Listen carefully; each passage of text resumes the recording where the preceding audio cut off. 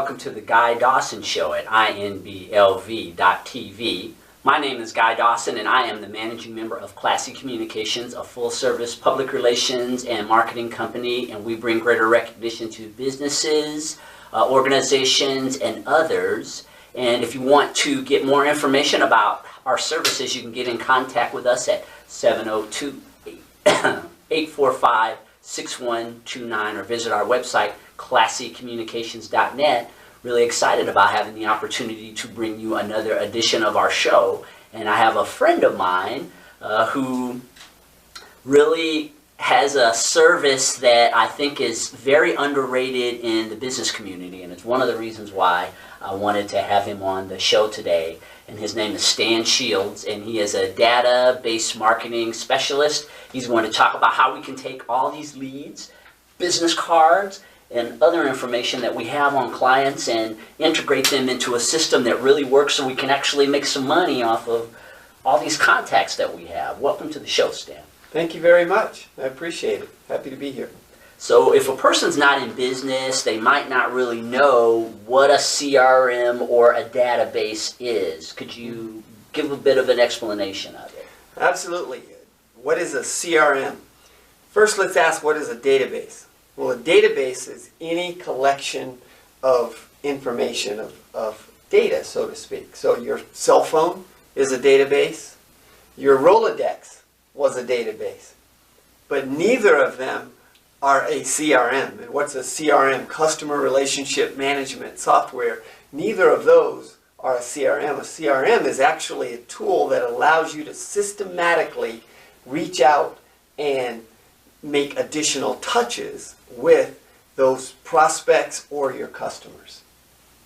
And I think it's so important, the word that you used was touches. That's right. And when you are in business or you're a sales professional, I really have found through the years that the difference between the people who stay in the business or who make money in the business really is the amount of touches and the frequency and the consistency of that. That's right. One of the really interesting stats out there is that 48% of salespeople never follow up. Now that's kind of scary, right? Never follow up. There's another 25% that will follow up 2 or 3 times. And then another 12% will give up after that third touch. If we don't reach out and manage what those touches are, we're losing out on so much business. So a good CRM system will help small businesses do a much better job of making those touches and making them different touches, not just constantly call people and say, hey, buy my stuff, buy my stuff, buy my stuff. It's more of, how do I provide value on every single touch? Yeah, I think that's critical, the approach, the way that you go about it. So I'm a big believer in being aggressive in business. I mean, I think absolutely that what makes people in a lot of ways want to work with you is they feel that if you're aggressive in the way that, and when I say aggressive, I don't mean beating down the doors and not being obnoxious. I mean really showing that you are somebody that's out there committed to doing business. People see that and they figure that that's probably what you're going to do for them when they hire you. That's right. That's right. You have to show consistency. Yeah, that's a great word. Important. A CRM system, what are the key components of it? The key components comes down to what is your business model, what is your goal with a CRM system. But I need to be able to track my contacts. That's a very basic component. And then saying tracking contacts comes down to what's the specific data that I want to capture on a prospect or that I want to keep on a customer. But I also need to be able to track their company. What company are they with? And many of the systems nowadays, once you've put in the domain name for that company, they will go out and they will find all this data and bring it into the system for you so that now you can actually make some smart decisions behind all of that. But I want to, basic level, track the contacts, track the company. And then there's a whole host of other features, so to speak, that I need. I want to be able to email these prospects out of that database and have that system automatically log all of those touches. So if I were to call you, I want to be able to keep a note that I called you and talked to you. So I want my system to be able to automatically log that if possible. I also want that system to tell me whether that email, or when did I make that email contact, so it gets logged. I want to be able to track things like the pipeline, the sales pipeline, deals. Whenever I put a deal in place, what stage is this deal in? So that I can constantly look at it to see this one's in the first stage or this one's in the last stage in the sales process just before closing the deal. So I know I need to pay attention to these much more so than that one that's in the early stages. I need to keep track of it as well, but I need to be able to move them along. So there are a lot of components that I want to look for, but it really comes down to what's my business model and what's my process for making these individual touches with people. And the technology really has stepped the game up a lot, Stan. I mean, for me, I still do a lot of things on paper, but I have a big respect for how the technology really makes your life a lot easier because of, it's sort of like on your phone. You have an appointment that comes up, you hit alerts. So you're constantly being alerted of things. And in the sales process, being alerted about where you are, our lives are so active nowadays that you almost have to have that type of an alert system to keep you up to speed on what's going on in your business. I think our lives are a little bit too active these days in some ways. Well, I talked about the phone automatically tracking. One of the systems that I've used, I love it because if there's an appointment or someone that I want to contact, I do it through my mobile app of my database and I push on call. And now it will automatically dial that number. But as soon as that call is over, it gives me a window that tells me to write a note about what what happened in that conversation. I also can just push the button and record it. So if I do that, I can just record my note into that, which means that I've made the process so much faster and so much easier that now it's just automatically tracking that. Because we are so short on time that we need some of these tools to help us get through what we're trying to get through much faster and much more efficiently. And here you talk about data resource content library. Now there's a phrase that I bet not many people know a lot about. Think about this. We talked about making different touches. Not just calling people and saying, buy my stuff, buy my stuff, buy my stuff. But if I meet you and I've then run across an article, let's say, that I say, wow, this would be useful for him in his business, then maybe I want to capture that some way and I want to, in my library, and now I want to be able to send that out. If I use it with you, I might be able to use it with someone else. So I want to capture that library. Maybe I create documents that are PDF, the how to pick the right database for your business. So I create a document of this cheat sheet, so to speak, but it's in my document library. Now when I meet a brand new prospect that's at that stage of the process, maybe I want to send them that cheat sheet. And if that's already built into my document library, now it's really easy for me to just quickly take that and shoot that over to them. Maybe there are other documents that I create or that I find that I can use that supports the various stages of my sales process, and I can send those documents to them when they're at that stage of the process. And now we're being much smarter about our marketing, and we're giving content that is going to be useful for that prospect at the time that they need it, rather than we just blast out a bunch of information to them and they're not really sure, how does this apply to me right now? We want the information that they get to be very applicable to them right now. It's about strategizing your touches, It right, is. Stan? That's Absolutely. what I'm hearing you say. It's about, I think that, particularly for small business owners, I mean, big businesses, they understand That's right. that everything that they're creating is based on a strategy. What I find with small business owners, and I work with a lot of them on public relations and marketing and things, is that shotgun technique. Throw a bunch of stuff on the wall and see what sticks. And that just does not work in business. And working with someone like you, who actually helps to develop a strategy for how you go about these touches, about how you really have a thought process that makes sense in the way that you're reaching out to your prospects and even your existing clients, I think is really important. Mm-hmm. It really is, and you touched on it a little bit earlier when you said that we've got such busy schedules. Well, these business owners are extremely busy, and their time is so limited that we really have to figure out a way of how do we capture their attention in the midst of all this other noise that's going on. So the more applicable it is to them at that point in time, then the more likely we're going to capture their attention enough for them to take a look at it.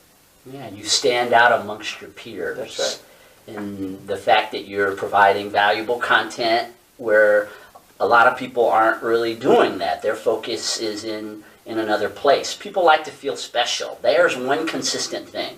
In spite of how busy our world is and how many distractions we have, one of the things that human beings like is to feel special. And like you had mentioned before, if you can provide some content for them that lets them know, it's a card. Even before we were on the air today, we were talking about something just as simple as sending a thank you card or acknowledging their birthday. That's The right. fact that you were willing to do that, and I would imagine that that's also a part of this database system that you're developing, that you stand out amongst other people, and when they make buying decisions, you'd be surprised at how often they will choose you behind the smallest little detail. Just the fact that you remembered that it was their birthday and you sent them a card. Absolutely, absolutely. But the only way we're going to remember that it was their birthday is we have to capture that information in the first place. Unless we look at Facebook. We might see it on Facebook that it's their birthday.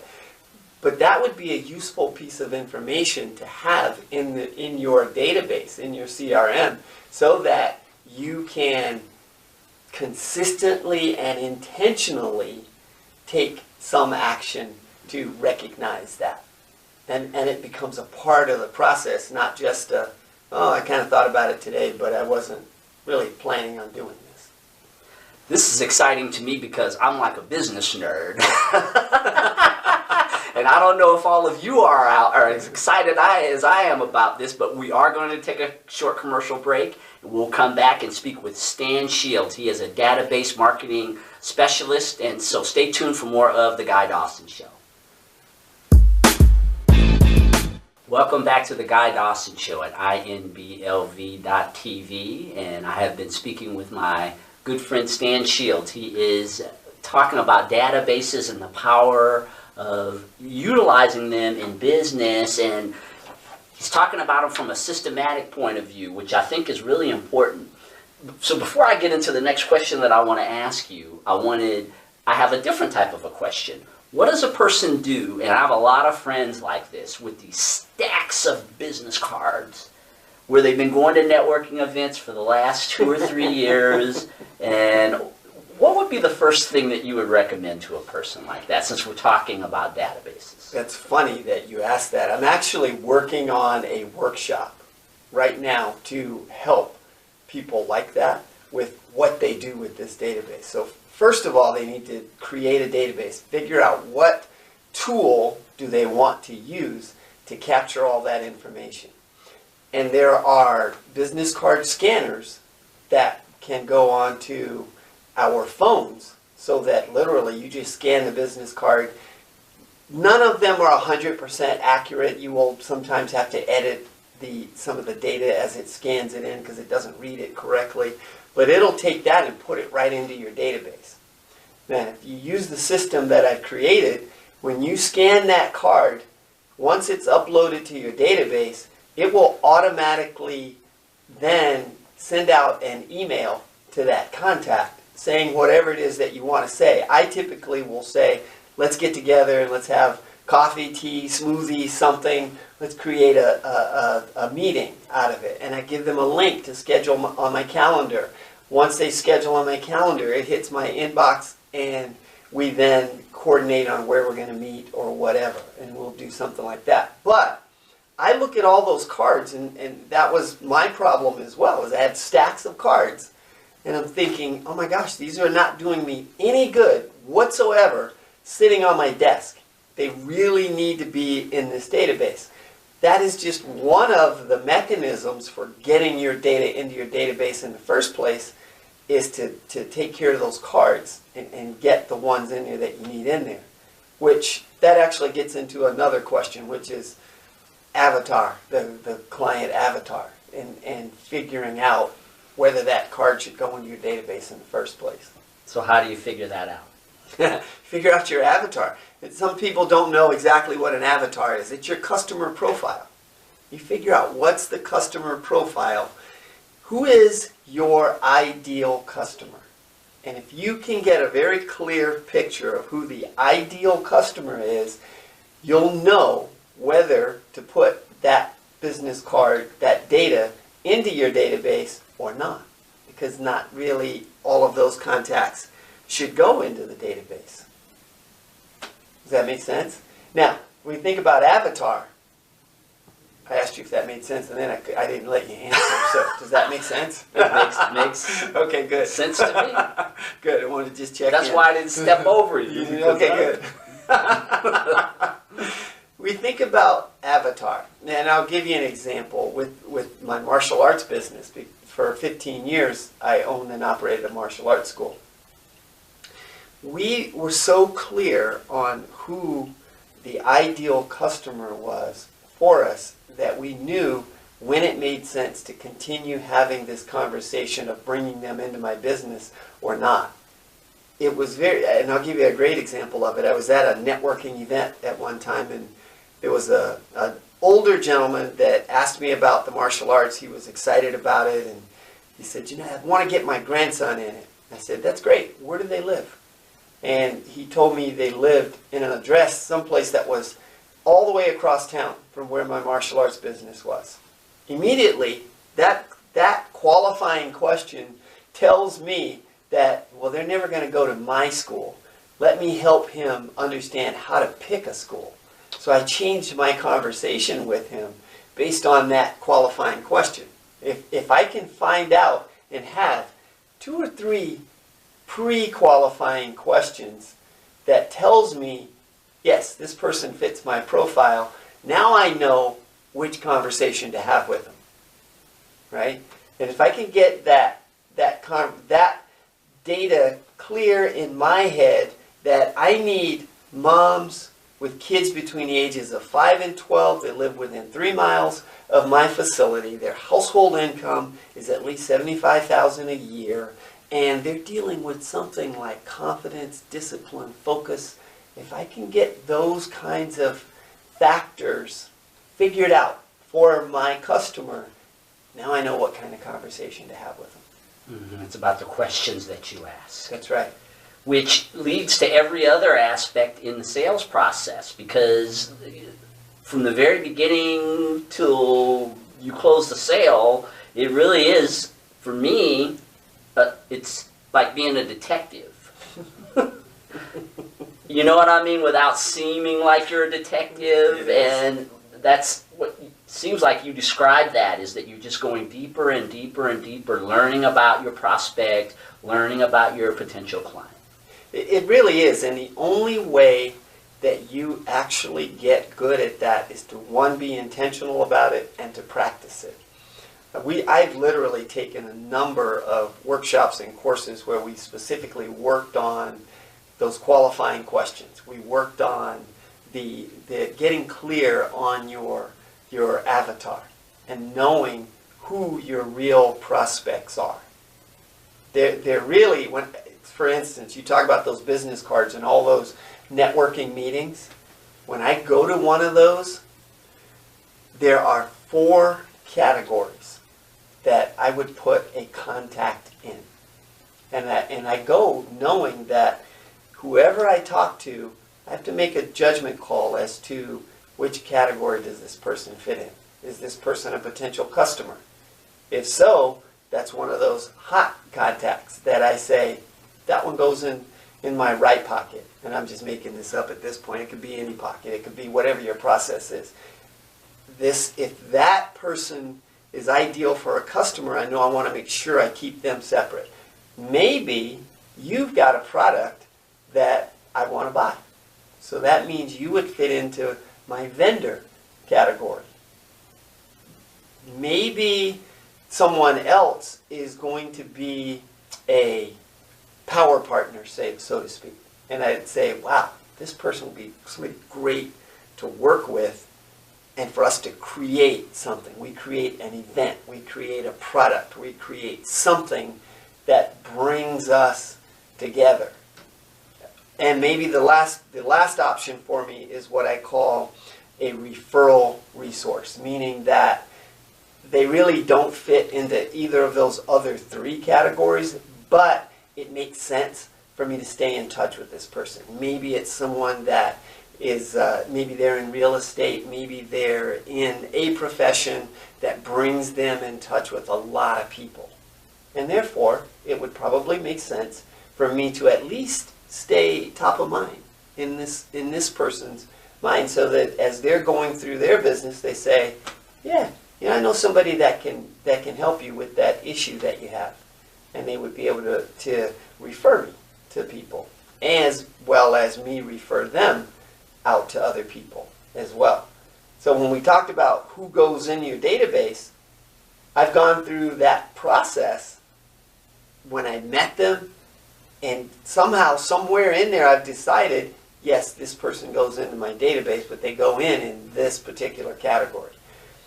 And way back to one of your other questions, what are the key components in that database? Well, I need to be able to distinguish between the various categories so that I know which bucket to put these names in, and now I know what conversation to have with those people. I guess the value that you bring, part of the value as the database marketing specialist, is that you help the person in business to think through that. That's right. Because I don't think that necessarily comes naturally to most people to be able to figure out what are the categories that I put this lead into. And sometimes you need coaching, you need help with just the thought process. It's not that you don't understand your business or even your leads. It's just having an outside perspective of someone to help you to refine your prospects and really put them in the right place where they could be of best use to you. And when you're a networker, I know for me is I'm always looking for business for other people, because I know that there's a residual effect that comes with that. Sometimes I hold the contact not so much for me as for other people who I come across when I'm out there. That's right. That's right. There's the go-giver mentality. There's a book that's called The Go-Giver, and I can't remember who the author is. Bob Berg. Bob Berg. Okay, there you go. Bob Berg. The Go-Giver. But it's this mentality of give to get. The more that I can give, the more that I can get. Database allows you to keep track of all those people, because if I try and keep all those business cards, I end up with just stacks and stacks of business cards, and it's very difficult to find the person I'm looking for if I have to go through all those cards. It's pretty easy to find them if I've got information in my database that I can just go into it and type something in. Maybe I remember their first name, maybe it's their last name. If I know them really well, it's very easy. And then, of course, it's easy to make an email introduction or some other introduction with people. And I know throughout this interview you've really been talking about all the elements of developing a database system. Could you kind of summarize it and just wrap it all up? What are the key components to having an effective database system? One, knowing what your needs are. What is it that you're trying to accomplish with this database? If you're a sales organization, your database is going to be more sales oriented. If you're a fitness studio, it's probably not going to be more sales oriented, but it's going to be more in line with how do I track these new people coming in, but also track them from a fitness standpoint and so forth. I need to know what my needs are.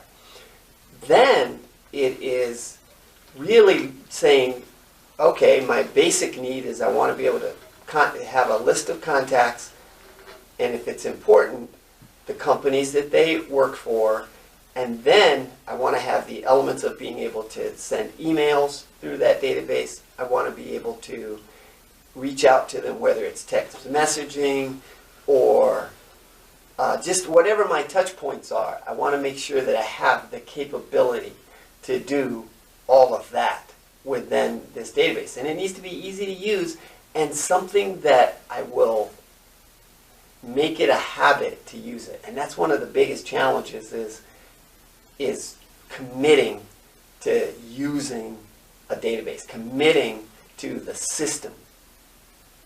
So this is one of the big challenges, biggest challenge probably. Well, I felt like you shared some valuable information about how to systematize your database today, and how can our listeners or our viewers out there connect with you if they wanted consultation on how to develop a strong database system? Probably the easiest way is social media. Everywhere on social media, I am Stan in Shields, middle initial. So, just think Stan in Shields. It's weird because it looks like two N's. It looks like Stan was spelled with two N's. But Stan in Shields. You can find me on Facebook, LinkedIn, Instagram, or if your listeners would like, I have a document that I can send which talks about how do you build an audience. So if you sent me an email, which is stan@staninshields.com, and just put Guy Dawson in the subject line. If you do that, I'll send you an ebook that will actually teach how to build an audience. The more that you build an audience, the more you create influence. And if you're an influencer, you're going to have more people that are going to see you in that role, and you become the expert. Stan, you are the man when it comes to developing database systems, and I really appreciate all that you shared with our audience today, and I've got a lot of work to do.